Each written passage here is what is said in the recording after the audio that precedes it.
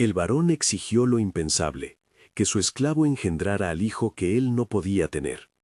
Lo que ocurrió después no fue la voluptuosidad de un impulso dominante, sino una cadena de decisiones, silencios y ternuras que desafiaron la ley brutal de la casa grande y al final pusieron en movimiento un destino que nadie pudo comprar. En la faz polvorienta de Minas Gerais, la hacienda de Honorio Lacerda se alzaba como una ciudad en miniatura. La casa grande dominaba, ajada por el tiempo y barnizada por el orgullo. La senzala circulaba alrededor como un latido constante, hecho de manos que conocían la dureza de la caña, del sol y del látigo. El varón era un hombre de tez pálida, con las manos cuidadas y la mirada de quien cree que todo tiene precio. Su desesperación por un heredero había crecido como hiedra a medida que pasaban los años, sin que la herencia materializara en sangre propia. Leopoldina, su joven esposa, se parecía a una flor encerrada en cristal, nacida en la comodidad, educada para el decoro, prisionera de un matrimonio que no sabía recordar el nombre del amor. Kamal había nacido con el rumor del océano en la sangre. Le decían que Luanda, su madre, le había transmitido historias de remos, tambores y orishás bajo la luna, que en sus manos había medicina y canciones que los mayores respetaban. Era alto, de piel profunda y ojos que guardaban tanto el cansancio como la paciencia. En la hacienda se le respetaba por su fuerza y por la forma en que cuidaba a los suyos. Incluso algunos lo llamaban a media voz, hombre de palabra. No era un objeto en su cabeza ni en su lengua, era un nombre, una memoria. Aún así, la ley que regía esas tierras ponía su cuerpo como instrumento del capricho del amo. La orden del varón llegó en una tarde de lluvia. Honorio la pronunció sin titubear, con la calma calculada que acostumbra a tener quien cree haber negociado con el mundo entero. Quería un heredero. No le importaba de dónde viniera la sangre. La voluntad del hombre se transformó en decreto. Kamal debía ser el vehículo de esa continuidad. El feitor transmitió la orden como una limpieza administrativa, como si nombrar el agravio lo despojara de su fealdad. Kamal recibió el mandato con el peso de la inevitabilidad. Sabía que negar era convocar la furia que podía costarle la vida o la venta hacia tierras peores. Sabía también que ir era una forma de exponer a Leopoldina a lo mismo que a él se le exigía. La primera noche en que cruzó el umbral de los aposentos no fue un ataque sin sonido. Fue una suma de silencios, respiraciones contenidas y miradas que buscaban resquicios. Leopoldina, al verlo, no desvió la mirada por puro adiestramiento. Sus ojos estaban cargados de miedo y de una curiosidad triste, como la de alguien que escucha un relato que no puede interrumpir. En esa habitación había libros, pieles y páginas con olor a polvo, y cortinas que oscilaban a cada ráfaga. Kamal, pese a llevar la sombra de la senzala, tenía en su boca la música de otras tierras. Su voz cuando habló fue baja, como la tierra que guarda la humedad. No fue un hombre que viniera a cumplir un mandato con rabia desbordada, ni un héroe escalando muros. Era alguien enfrentado a la potencia del poder. Leopoldina habló también. Sus palabras no eran promesa, eran explicación, a ratos llanto. Dijeron lo esencial. Aquí no hay amor, aquí hay una orden. Las manos de ambos se rozaron en la distancia, no en posesión, sino en reconocimiento.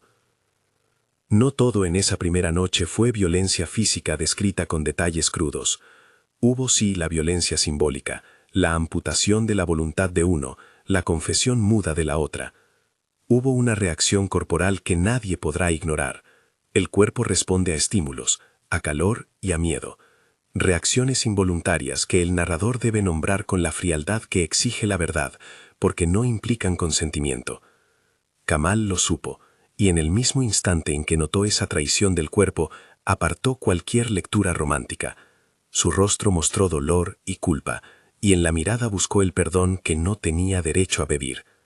Leopoldina, por su parte, se sorprendió de su propio temblor, y comprendió con horror que sensación física y consentimiento moral no son la misma cosa.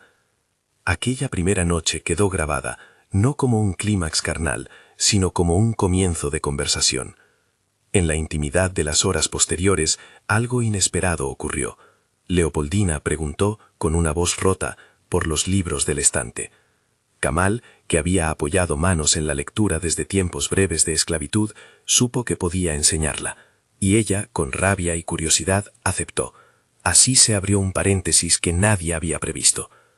Si esta historia te atrapa, quédate hasta el final y suscríbete. Hay más relatos como este, y merece la pena escucharlos enteros.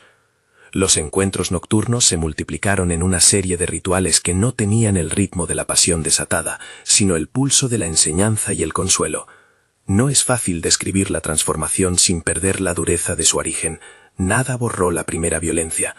Pero la repetición de las conversaciones, la lectura compartida de pasajes, la transmisión de nombres de plantas que curan y de canciones que invocan a los ancestros, fueron formando un tejido nuevo.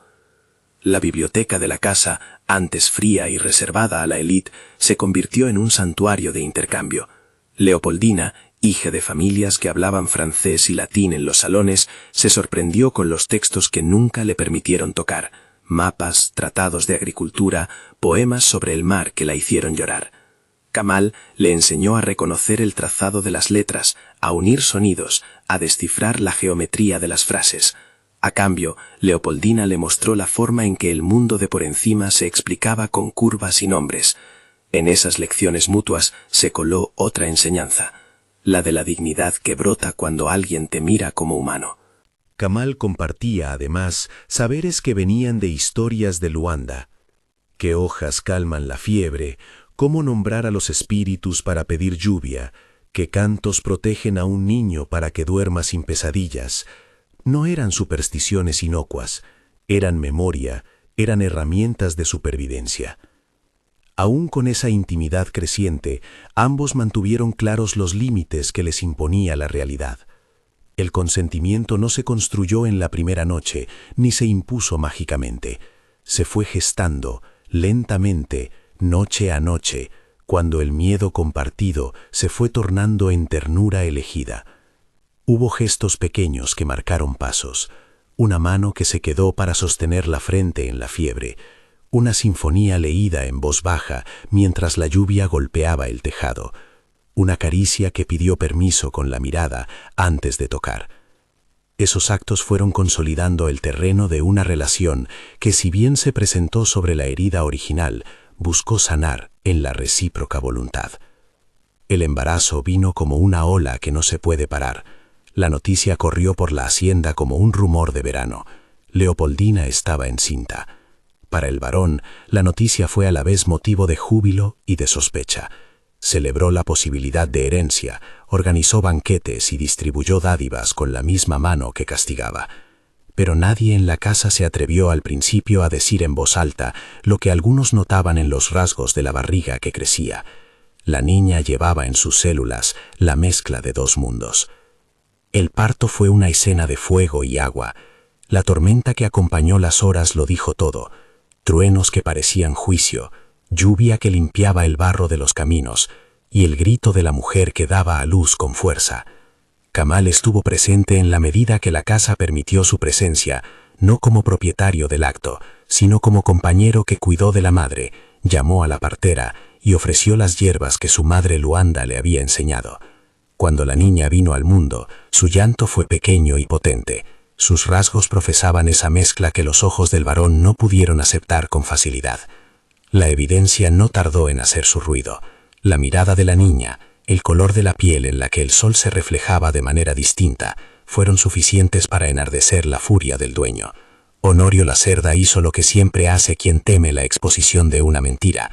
Organizó la escena, buscó testigos, tejió explicaciones. Leopoldina, en un acto que fue al mismo tiempo de desafío y de miedo, se interpuso entre Kamal y el castigo. Bastó que ella declarase, con la voz temblando pero firme, que el marido era estéril, para que el varón sintiera que la única salida para mantener su honor era castigar al esclavo. La lógica brutal del patriarcado se impuso. La culpa debía recaer sobre quien era propiedad, no sobre quien poseía. Kamal fue vendido. La escena de la subasta se parece a un ritual de muerte. Los hombres que se ponen precio sobre el lomo de otro, que hacen cuentas como quien calcula una cosecha, no son más que una de las caras del monopolio de la violencia. Kamal fue atado. Miró a su alrededor, y buscó a Leopoldina con la mirada. Ella, al otro lado del ruedo, no pudo acompañarle. Sus ojos se encontraron en un gesto que rompía las reglas. No había palabras para ese adiós, solo promesas mudas, juramentos por lo bajo, de volver y de no olvidar. El feitor dijo cifras, el martillo cayó, y el cuerpo de Kamal fue llevado lejos, hacia el norte, donde las plantaciones eran más crueles, el trabajo más duro y las noches más largas. La separación fue una herida que dejó cicatriz y eco. Para Kamal fue la pérdida de un lugar donde su nombre había comenzado a ser respetado y de una mujer que había elegido.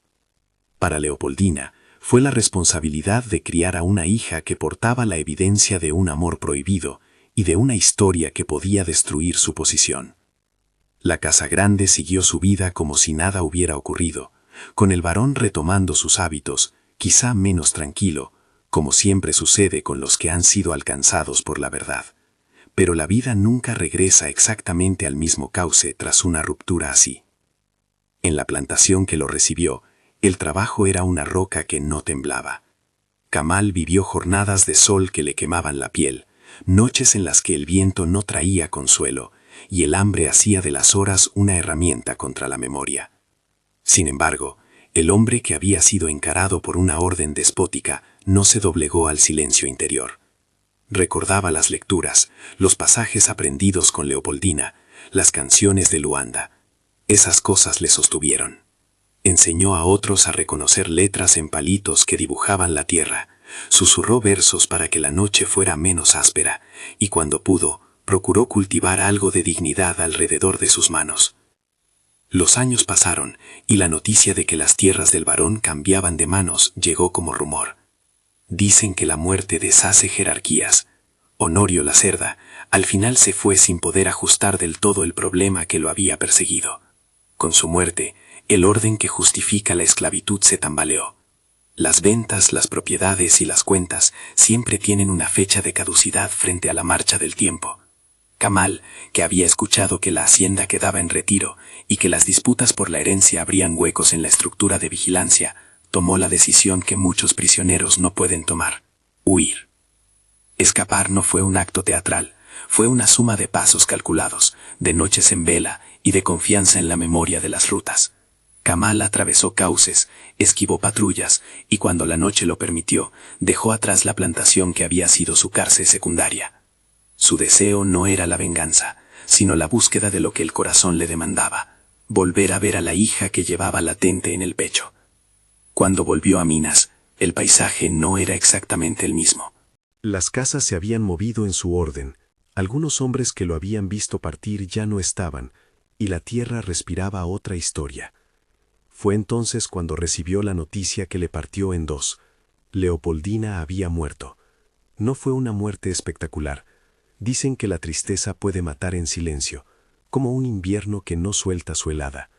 Las causas se mezclan: enfermedad, agotamiento, la ausencia que hace mella. La hija había sido acogida por un convento durante años, y más tarde, cuando llegó a la ciudad, trabajó como costurera. Tenía una cara que le era familiar, y un andar que le recordaba las lecciones que una madre enseña sin nombrarlo. Kamal no entró en la vida de la joven como un intruso. La vio desde la distancia. Observó la forma en que una mujer con el paso firme doblaba la esquina, cómo sus manos manejaban trozos de tela con paciencia y precisión. Vio sobre su piel la herencia de dos mundos, la mezcla de una descendencia que nadie debería haber intentado controlar. Kamal comprendió que su presencia podría alterar la vida que ella había construido, llenar con el pasado un presente que necesitaba libertad. Eligió la renuncia como una forma de amor. La despedida de Kamal no fue un adiós ruidoso, fue una mirada larga y una decisión que pesó más que cualquier palabra. Se acercó una vez, en la penumbra de una tarde, y la vio de frente por unos segundos. Sus ojos se encontraron con los de la joven por una fracción de tiempo que contenía todo lo que había sido: el origen impuesto, el amor recuperado, la vida que continuaba. No habló, no pidió nada. Dejó que la memoria fuera su testigo, y que el silencio sellara la historia. Luego se alejó. Los años siguientes lo encontraron errante, y sin embargo más entero. trabajo, enfermedad, pequeños momentos de ternura con otros que cruzaban su camino. Murió viejo, dicen, junto a un río que lo vio limpiar las manos después de la faena. No fue una muerte heroica, pero fue una muerte en la que pudo guardar en su pecho la sensación de haber sido libre en algo esencial. La libertad de elegir no destruir la vida de su hija con su presencia. Morir así, con ese peso y esa claridad, fue la victoria íntima que ningún mandato podía arrebatarle. La niña creció con el olor de los libros y con el rumor de una herencia que no terminaba en oro, sino en historias. Muchos años más tarde, siendo ya mujer, tejió con sus propias manos la narrativa de su existencia.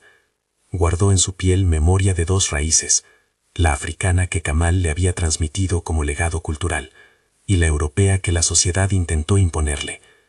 Enfrentó, con el paso del tiempo, la complejidad de su identidad. Llevó el nombre de su madre en el pecho, y a veces, cuando el viento se agitaba entre los cañaverales que quedaban lejos, sentía la presencia de un hombre que había sido soldado de la vida.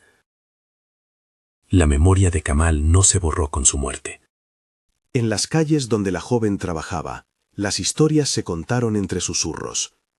La de aquel esclavo que había sido más humano que muchos dueños, la de la mujer que se interpuso por amor, la del varón que creyó que la fuerza del dinero bastaba para arreglar lo que la vida le negó. La gente, que siempre recuerda por oralidad, hizo de esa historia un modo de resistencia. No era una fábula de héroes, era la crónica de la complejidad de la condición humana, aprendizaje, error, cuidado y renuncia. Alguna vez, en verano, se decía que por las noches el viento traía un canto. Los ancianos que conocían historias de tierras lejanas aseguraban que eran las canciones de Luanda mezcladas con los lamentos del sur, una melodía que cruzaba el tiempo. Para quienes creían, ese canto era la prueba de que ciertos actos no se pierden, que la memoria es una forma de libertad que ni la propiedad puede someter, que hay cuerpos que, aun cuando vendidos y quebrados, sostienen una capacidad de amar que no se les puede arrebatar por decreto. La historia, sin embargo, no es simple ni amable. Lleva en su entraña la constatación de una brutalidad, el intento de convertir a una persona en instrumento para asegurar la propia posteridad. Esa violencia estuvo, y hay que nombrarla sin rodeos. Pero también hay que decir que, incluso en la maleza de la opresión, brotaron flores que nadie pidió. La empatía que floreció en la biblioteca, la enseñanza que cruzó razas y jerarquías, el cuidado compartido, la renuncia que evitó más daño. Esa es la paradoja que hace a la historia digna de ser contada. No porque suavice la violencia, sino porque muestra la capacidad humana de crear sentido y resistencia. Años después, en el lugar donde la hacienda se desdibujó entre el polvo y la memoria, una mujer joven cruzó una calle con una bolsa de telas bajo el brazo. No lo sabía, pero llevaba consigo la huella de dos mundos. Al pasar por un rincón donde el viento jugaba con hojas secas, se detuvo y, por un segundo, alzó la vista hacia los campos. En esa mirada había algo que no podía ser comprado, un reconocimiento antiguo, la conciencia de que su existencia no era resultado exclusivo de cálculos de poder. Y en lo profundo de su pecho, aunque no lo nombrara, guardaba la historia de una renuncia que fue amor, y la historia de un hombre que, cuando le fue posible, murió libre. Si esta historia te ha conmovido, compártela con alguien que valore escuchar verdades difíciles, y suscríbete para seguir escuchando relatos que no esconden la complejidad del pasado.